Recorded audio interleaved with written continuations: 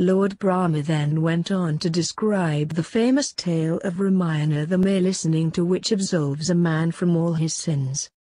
He began by giving the details of Sri Ram's lineage and said, "I, Lord Brahma, manifested from the lotus originating from the navel of Lord Vishnu. Sage marriage manifested from me while Kashyap was marriage's son. Surya manifested from Kashyap, Vaivaswad Manu from Surya, and Ikshvaku was born to Vaivaswad Manu. The great king Raghu was also the descendant of Ikshvaku. Raghu's son was Aja, whose son was Dasharat. Dasharat had 3 queens, Kaushalya, Kaikeyi, and Sumitra. Kaushalya gave birth to Sri Ram while Kaikeyi was the mother of Bharata. Sumitra had 2 sons, Lakshman and Shatrughan. Sri Ram had great devotion towards his parents.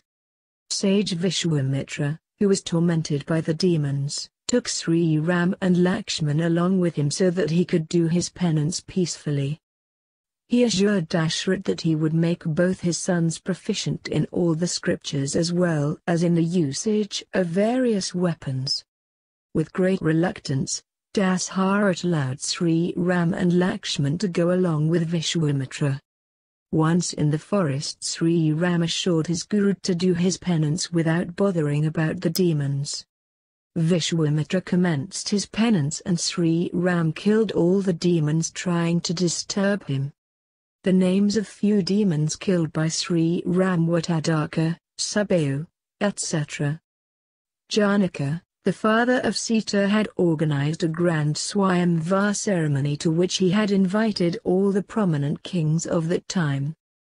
He had also sent invitation to Vishwamitra. Vishwamitra set out for Janakapur accompanied by Sri Ram and Lakshman. Janaka had a huge bow gifted to him by Lord Shiva and which he worshipped daily with appropriate ritual. Once during the process of cleaning the area where Shiva's bow was kept, Sita lifted the bow and kept it a distance. Later on she forgot to keep it back at the original place.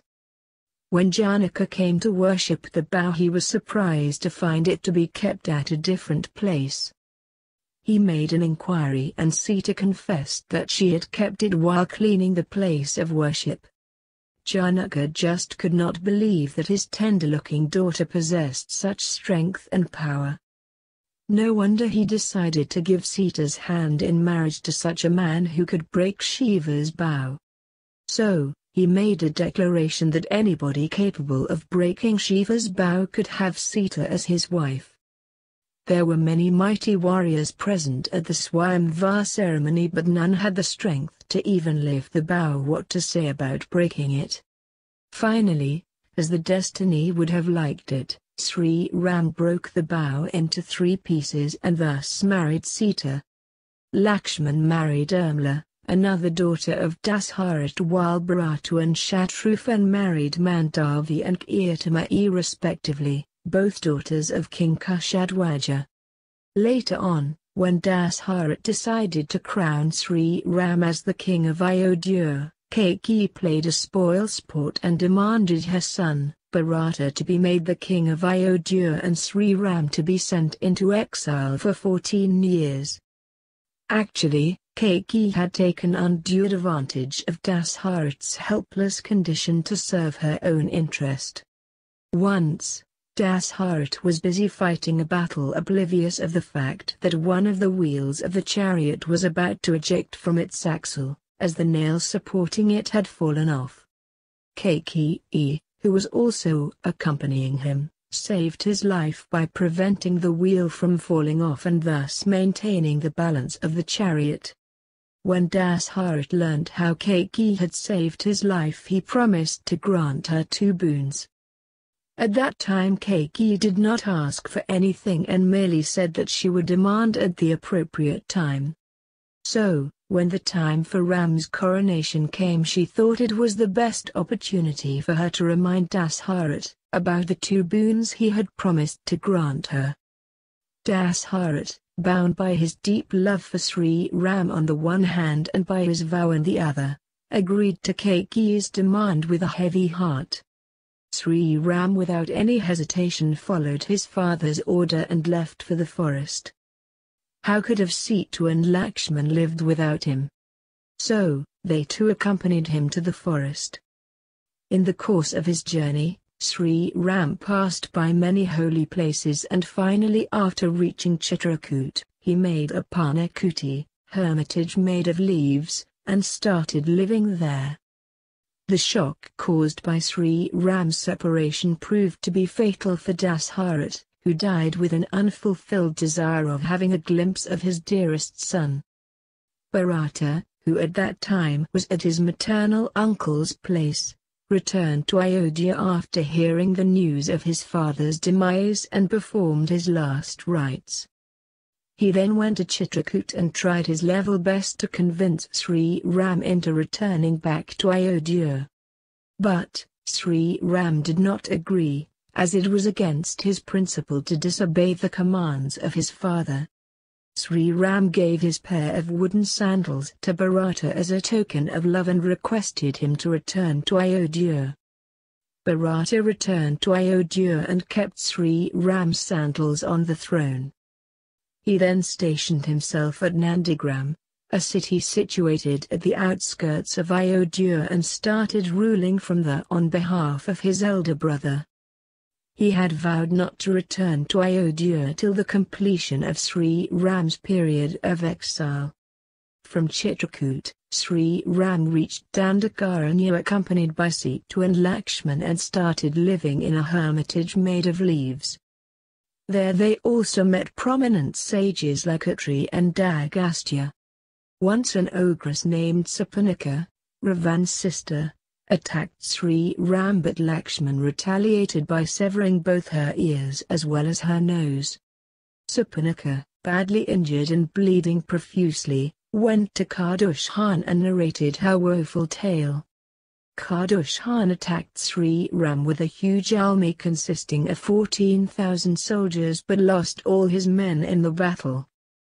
The revengeful Ravan went to the hermitage disguised as a hermit and abducted Sita while Sri Ram was away in pursuit of Marich, the golden deer.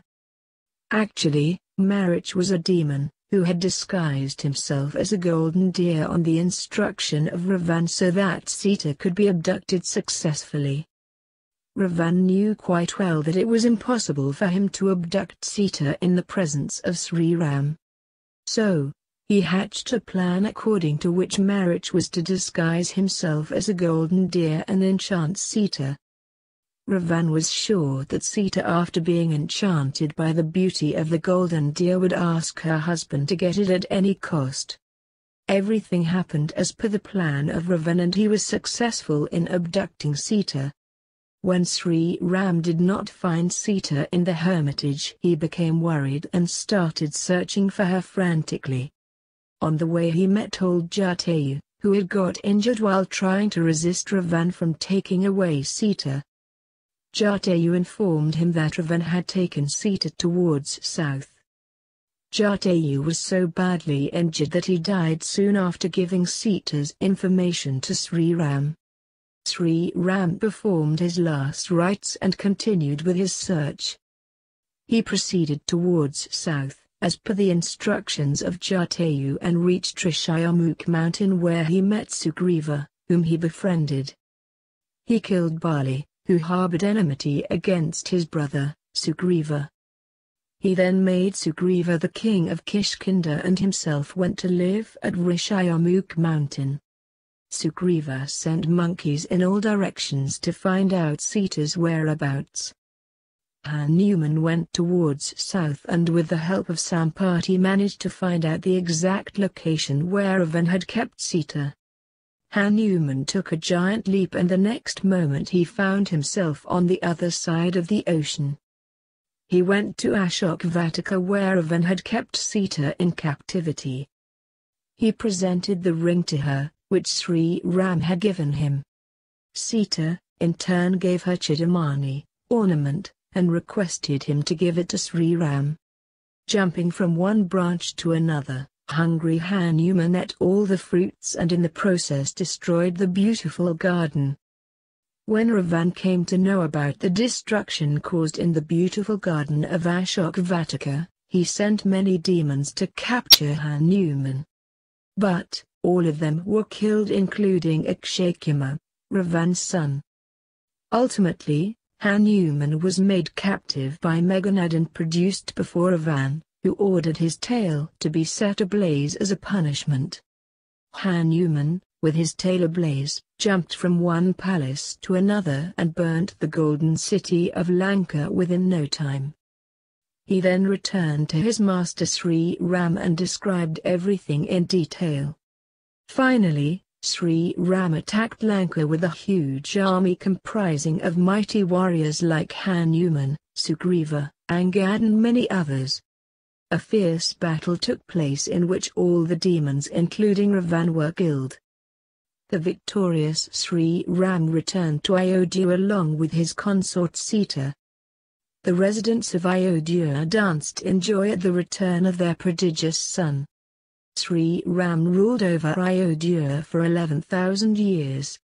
Finally he ascended to the heaven taking along all the people of Ayodhya with him, but before doing that he appointed Lav and Kaush, his sons, as his successors.